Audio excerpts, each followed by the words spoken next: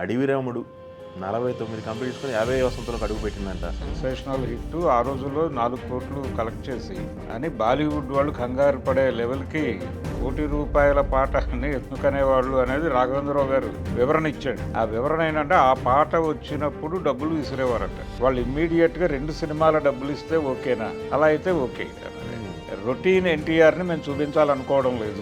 పాట పెద్ద హిట్ కదా, కృషి ఉంటే మనుషులు. కృషి ఉంటే మనుషులు ఋషులవుతారు అనే పాట. అలా ఈ సినిమా స్క్రీన్ ప్లే ఆర్డర్ని తర్వాత రోజుల్లో ఫాలో అయిన సినిమా పోకిరి.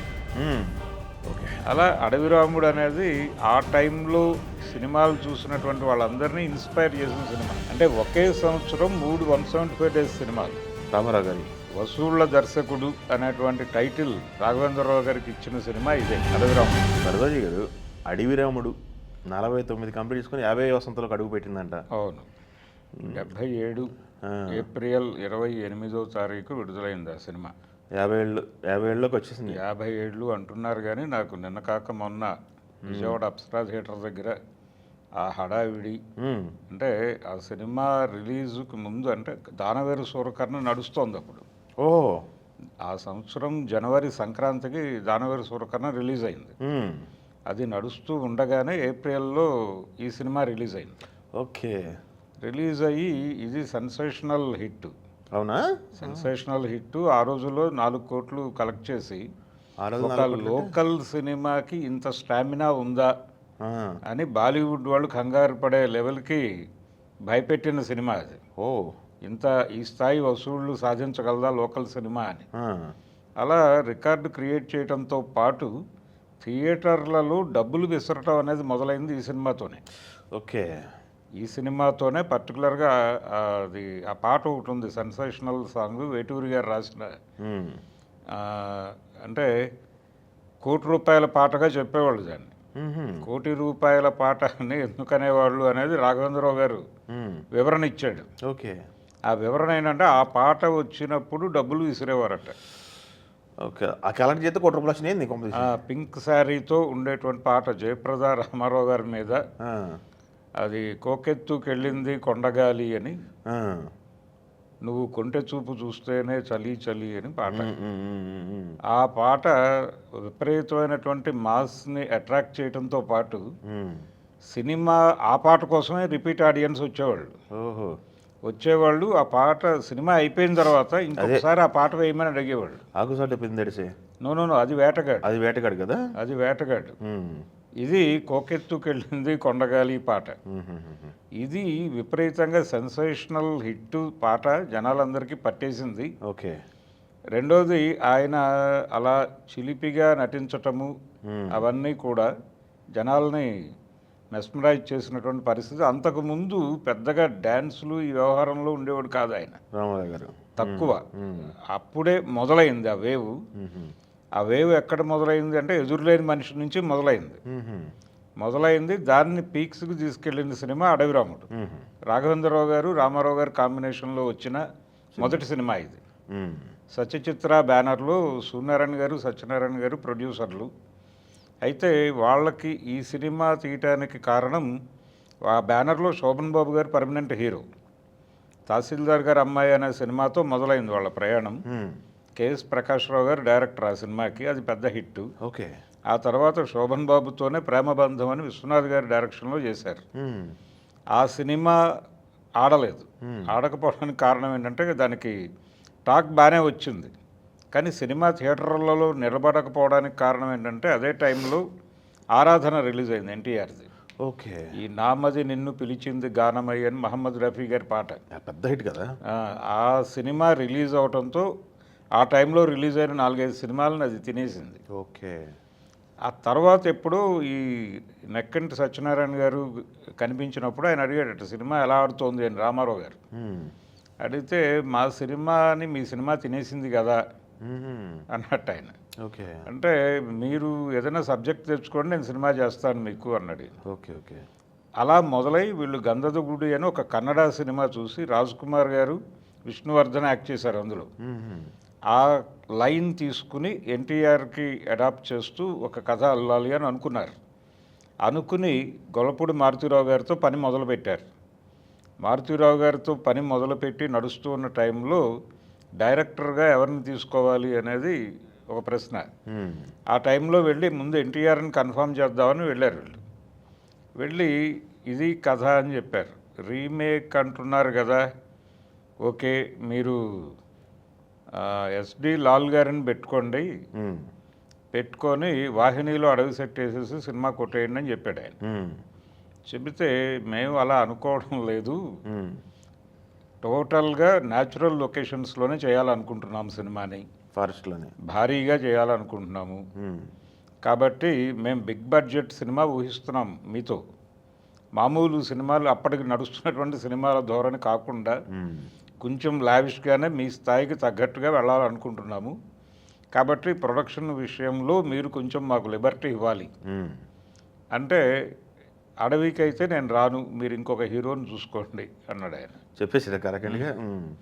అంటే ఏమిటి ప్రాబ్లం అంటే, నేను ఇక్కడ ఉంటే 2 షిఫ్ట్లలో పనిచేస్తాను, ఇంకో సినిమా కూడా చేసుకుంటాను, అక్కడికి వచ్చి ఏం చేయాలి, అడవిలో గడ్డి పీకడం తప్ప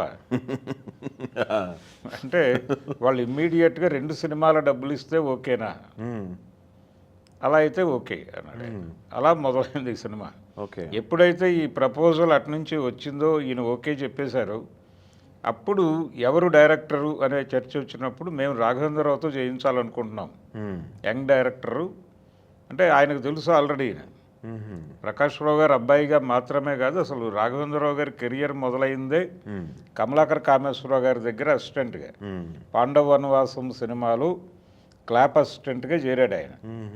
చేరి మొదటి క్లాపు హిమగిరి సొగసులు పాట షూటింగ్ అప్పుడు రామారావు గారి మీద క్లాప్ కొట్టాడు ఆయన. Okay okay. అప్పటి నుంచి తెలుసు కాబట్టి అతను బాగానే ఉంటుంది అన్నాడు ఈయన. అన్న తర్వాత అప్పుడు వచ్చి రాఘవేంద్రరావుకి చెప్పారు, ఆయన అంగీకరించారు అని. ఈయన షాక్, నిజమా అంటే అప్పటికి బయట ప్రచారం ఉంది ఆయన ఏదో లాల్ అంటున్నారు అని. ఆయన ఎస్డి లాల్ అంటానికి రీజన్ ఏంటంటే, అప్పటికి నిప్పులాంటి మనిషి, అన్నదమ్ముల అనుబంధం, నేరం నాది కాదు ఆకలిది, ఈ హిట్లన్నీ ఇచ్చున్నాడు ఆయన. అన్ని రీమేక్లే. ఓకే. కాబట్టి అదే వరుస సినిమా ఆయనకి అప్పచెప్పేస్తే అయిపోతుంది అని అనుకున్నప్పుడు, లేదు మేము కొత్తగా వెళ్ళాలనుకుంటున్నాం, మీతో కొత్త పద్ధతిలో సినిమా చేయాలనుకుంటున్నాం, రొటీన్ ఎన్టీఆర్ని మేము చూపించాలనుకోవడం లేదు, స్పెషల్ ఎన్టీఆర్ని చూపించాలనుకుంటున్నాము, అందుకు రాఘవేంద్రరావు కావాలి అంటే ఓకే అన్నాడు ఆయన. కాస్ట్యూమ్స్ అన్నీ కూడా మొత్తం కొత్త అక్కడి నుంచి రాఘవేంద్రరావు గారు చేసిన పని ఏంటంటే, ఇమ్మీడియట్గా ఆయన ఊళ్ళకి వెళ్ళిపోయాడు. వెళ్ళిపోయి మొత్తం అన్ని రీజియన్స్లోనూ పెద్ద సెంటర్లలో ఆడుతున్నటువంటి ఎన్టీ రామారావు గారి సినిమాలన్నీ చూస్తాడు. చూసి ఆడియన్స్ ఎక్కడ రియాక్ట్ అవుతున్నారు, ఎక్కడ రెస్పాన్స్ ఇస్తున్నారు, ఇవన్నీ చూసి అదే టైంలో కాంటెంపరీ హీరోలు అవతల వైపు నాగేశ్వరరావు గారు వీళ్ళ సినిమాలు అలా ఉన్నాయి అంటే, అక్కినేని నాగేశ్వరరావు గారి సినిమాల్లో స్టెప్పులు హడావిడి ఉండేది, పాటలు ప్రత్యేకంగా ఉండేవి. రామారావు గారి సినిమాల్లో పాటలు పెద్ద పట్టించుకునేవాడు కాదు ఆయన. అది నడుస్తాయి లేకపోతే లేదు, మనకు సంబంధం లేని వ్యవహారం, డ్రామా వరకు ఆయన పక్కాగా చూసుకునేవాడు. అందుకని ఈయనతో మనం డ్యాన్సులు చేయించగలిగితే సినిమా సెట్ అవుతుంది అని ఒక అభిప్రాయానికి వచ్చాడు రాఘవేంద్రరావు. వచ్చి టోటల్గా కాస్ట్యూమ్ దగ్గర నుంచి కొత్తగా వెళ్ళాలి అని అక్కడి నుంచి ప్యాటర్న్ డిజైన్ చేయడంతో పాటు గంధదగుడి సినిమా కేవలం స్కెలిటన్ మాత్రమే తీసుకున్నారు, మిగిలిన కథ అంతా అందులో 2 హీరోలు, ఆ 2 హీరోలని తీసి ఒక హీరోని చేశారు. చేసి మారుతీరావు గారు అల్లిన కథకి ఈయన జంజాలను పట్టుకొచ్చాడు. జంజాల రాఘవేంద్రరావుల కాంబినేషన్లో మొదటి సినిమా అది.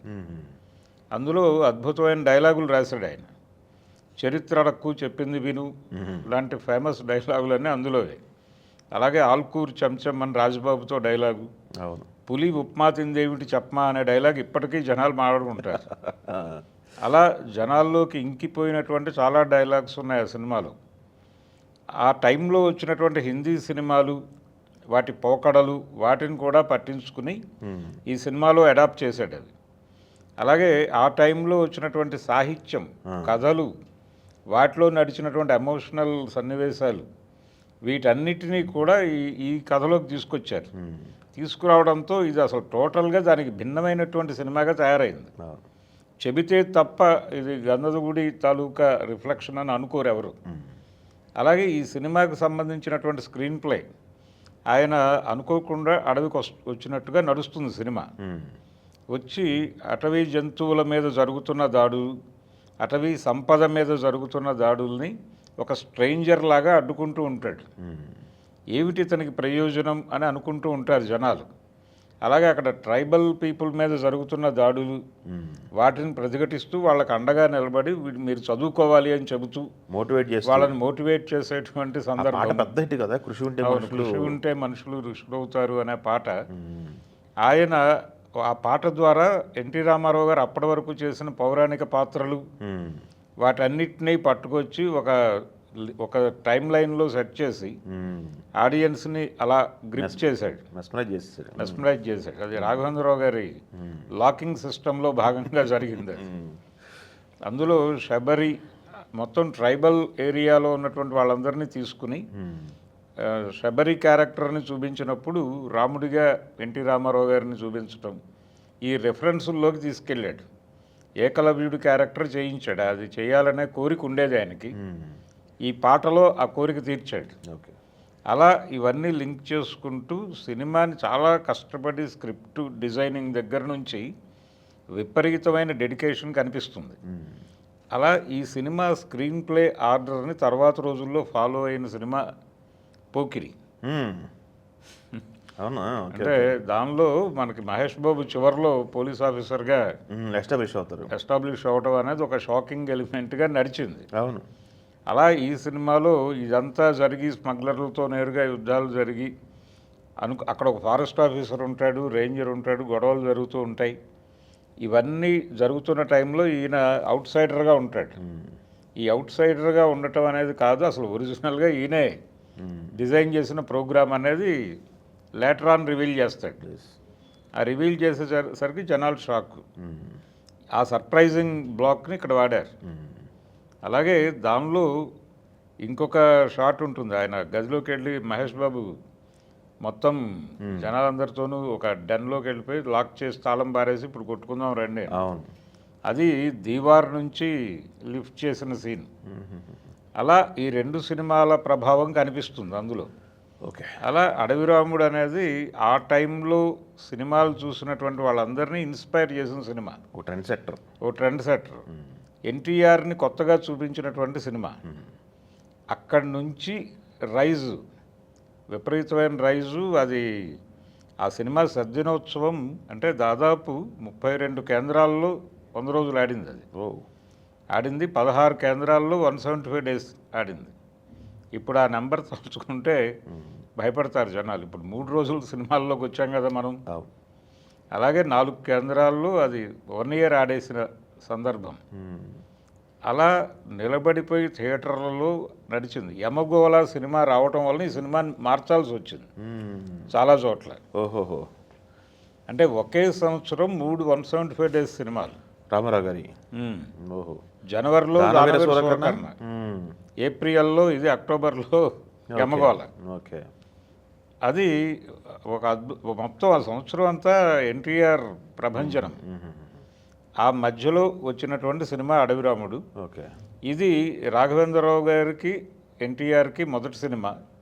అక్కడి నుంచి వరుస సినిమాలు డ్రైవర్ రాముడు, కేడీ నెంబర్ 1 ఇలా నడిచింది. అది సింహబలుడు, దీని తర్వాత సినిమా సింహబలుడు, ఆ తర్వాత కేడీ నెంబర్ 1, ఆ తర్వాత డ్రైవర్ రాముడు, వేటగాడు, కొండవీటి సింహం, జస్టిస్ చౌదరి, అలా నడిచింది. అదొక విజయ పరంపర. వసూళ్ల దర్శకుడు అనేటువంటి టైటిల్ రాఘవేంద్రరావు గారికి ఇచ్చిన సినిమా ఇదే, అడవిరాముడు. ఆయన కళ నెరవేరింది ఈ సినిమాతో. అంటే ఒక బిగ్ కమర్షియల్ డైరెక్టర్గా ఎమర్జ్ అవ్వాలనేది ఆయన ప్రోగ్రాం. దానికోసం ఒక అద్భుతమైన కమర్షియల్ కథ రాసుకునే మొదటి సినిమా చేశాడు ఆయన. అడుసుమిల్లి లక్ష్మీకుమార్ గారు ప్రొడ్యూసర్గా బాబు అనే సినిమా శోభన్ బాబుతో. ఆ సినిమాకి మంచి టాకే వచ్చింది. కానీ ఆ సినిమా రిలీజ్ అయిన వారం 10 రోజుల్లో జీవనజ్యోతి వచ్చింది, బివిఎస్ రాజు గారిది, విశ్వనాథ్ గారి డైరెక్షన్లో. ఆ సినిమా ఎమోషనల్గా ఆడియన్స్ కనెక్ట్ అయింది. అక్కడ శోభన్ బాబు, వాణిశ్రీయే, ఇక్కడ అదే. దాంతో జనాలు అటు వెళ్ళిపోయారు. ఈ సినిమా కమర్షియల్గా అనుకున్న రేంజ్ రాలా. అదేలేండి. దాంతో ఈయన జ్యోతి ఇలాంటి సినిమాలు చేసేవాడు బయట, క్రాంత్ కుమార్ గారి బ్యానర్లో. ఈయన కోరిక అయితే ఒక బిగ్ కమర్షియల్ వెంచర్ చేయాలి అని. కమర్షియల్ ఆ దర్శకుడిగా కోరిక తీర్చి ఈయన్ని వసూళ్ల దర్శకుడిగా ప్రతిష్ఠించిన సినిమా అడవిరాముడు. ఓకే అండి, థ్యాంక్ యూ. ఝన్ ఝన్ ఝన్ తెలుగు వన్